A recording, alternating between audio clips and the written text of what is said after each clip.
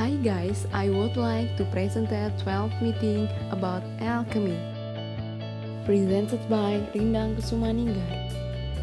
Although its purpose and techniques were often magical, alchemy was in many ways the predecessor of the modern science of chemistry.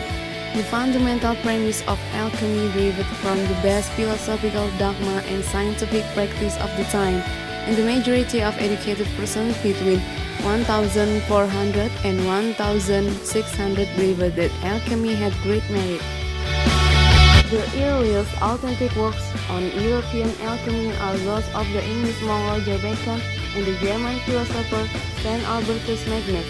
In their treatises, they maintained that gold was the perfect metal and that inferior metals such as lead and mercury were removed by various degrees of imperfection from gold. They further asserted that these base metals could be transmuted the gold by blending them with a substance more perfect than gold. This elusive substance was referred to as the philosopher's stone. The process was called transmutation.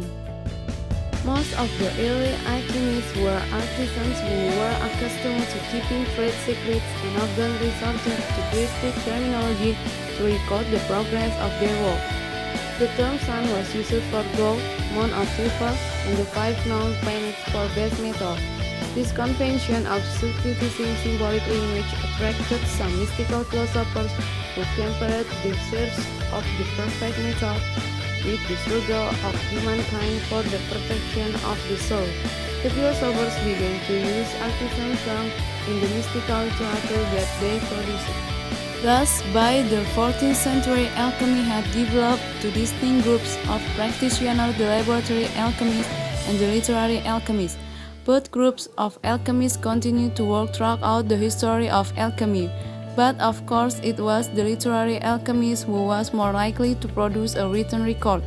Therefore, much of what is known about the science of alchemy is derived from philosophers rather than from the alchemists who labored in laboratories. Despite centuries of experimentation, laboratory alchemists failed to produce gold from other materials. However, they gained wide knowledge of chemical substances, discovered chemical properties, and invented many of the tools and techniques that are used by chemists today. Many laboratory alchemists earnestly devoted themselves to the scientific discovery of new compounds and reactants, and therefore must be considered the legitimate forefathers of modern chemistry. They continue to call themselves alchemists, but they were becoming true chemists.